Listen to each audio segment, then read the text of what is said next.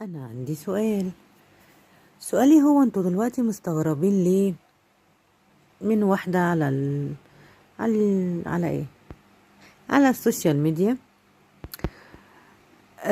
مش عارفة، جابت واحدة وقالت ان هي دي اتجوزها وما اتجوزهاش ولا بعد كده نطلع نقول اصل هو دوت.